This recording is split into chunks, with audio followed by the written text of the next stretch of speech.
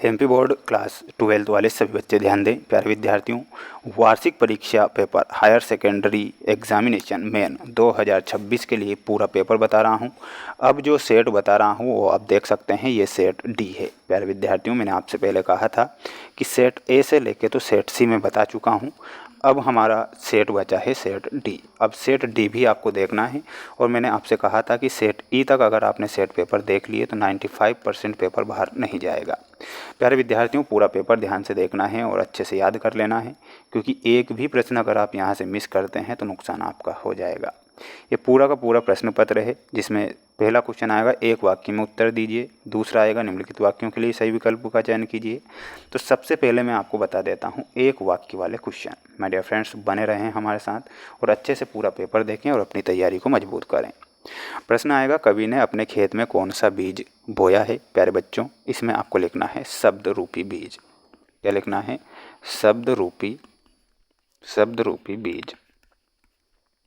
चांद सिंह के गुरु का क्या नाम था? तो प्यारे विद्यार्थियों, बादल सिंह चांद सिंह के गुरु का नाम था, तो इसमें आपको लिखना है बादल सिंह। बादल सिंह। मोहनजोदड़ो नगर कितने हजार साल पुराना है? तो प्यारे विद्यार्थियों, ये 5000 साल पुराना है मोहनजोदड़ो नगर। समाचार के अंतर्गत किसी घटना का नवीनतम और महत्वपूर्ण पहलू क्या होता है? तो इसमें आपको लिखना है क्लाइमैक्स।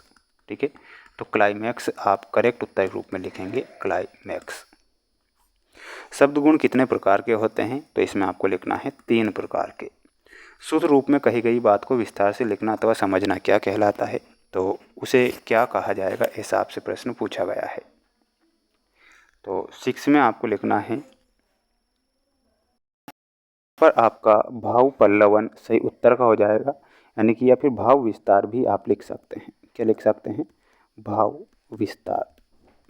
तुलसीदास जी ने रामचरितमानस की रचना किस भाषा में की है? तो इसमें आपको लिखना है अवधी भाषा में। कौन सी भाषा में की है? अवधी भाषा आप करेक्ट उत्तर के रूप में लिखेंगे। ठीक है, तो ये आपके कंप्लीट यहाँ पर एक वाक्य में उत्तर हो गए हैं। इसके बाद अगला प्रश्न देखिएगा, आपकी स्क्रीन के सामने है, जिसमें आपको एक वाक्य में उत्तर में बताऊंगा। अब मुस्कुराएंगे हम भी, पंक्ति में हम शब्द जो है वो क्या है? तो इसमें आपको लिखना है प्यारे विद्यार्थियों, हम जो शब्द है ये दूरदर्शन है। क्या है?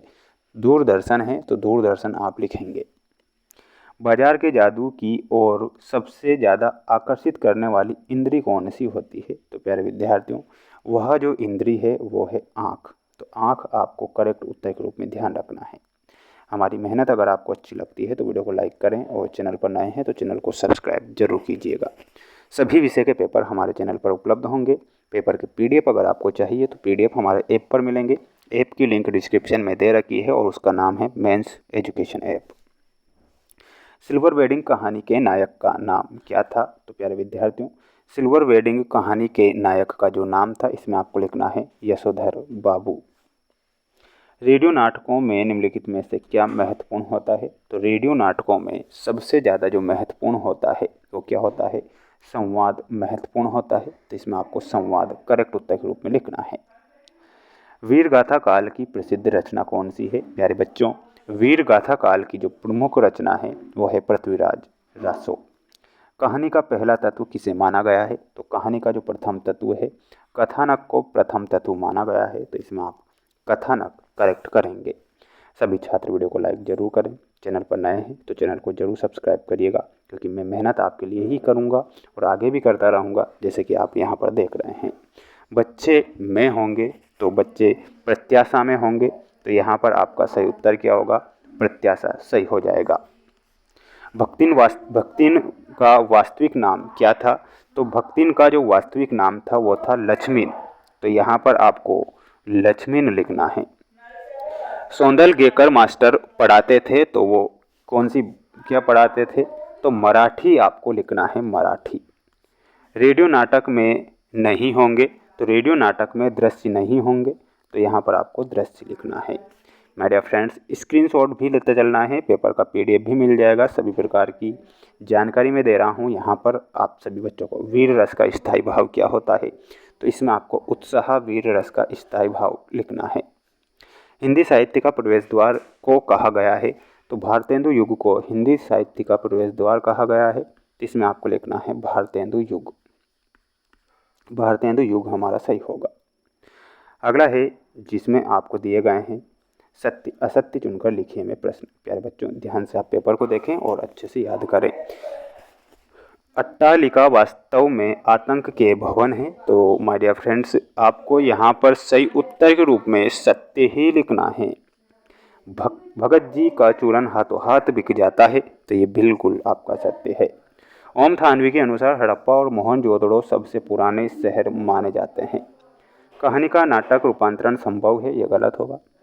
ओज गुण शांत, देखिएगा यहाँ पर ओज लिखा है, ओज गुण शांत रसों की कविताओं में पाया जाता है, ये गलत होगा।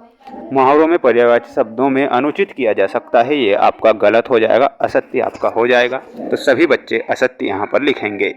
अगला क्वेश्चन, जोड़ी आपको दी गई है। प्यारे बच्चों जोड़ी आप ध्यान से देखें और अच्छे से पढ़ें। कागज का पन्ना में हमारा सही उत्तर क्या होगा?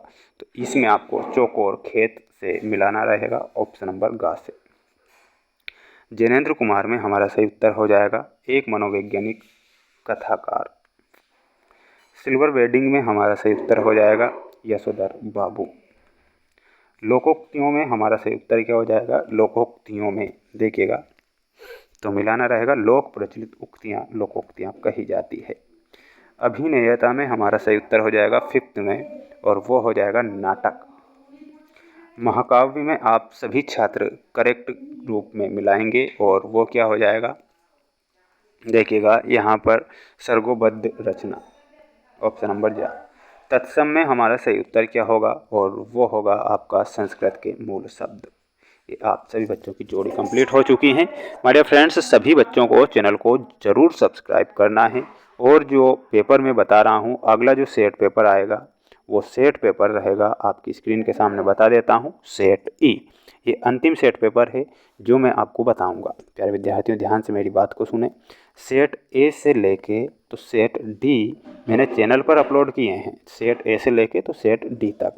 अब सेट ई जो मैं बताऊंगा, और अगर आप इसे पढ़ते हैं याद करते हैं तो 95% पेपर बाहर नहीं जाएगा। ये 5 सेट पेपर थे जो कि कंप्लीट यहाँ पर मेरे द्वारा हो गए हैं। ये सेट ई है। सभी छात्रों को अगर सेट ई भी देखना है तो चैनल के साथ आज ही जुड़ें और अपनी तैयारी को मजबूत करें।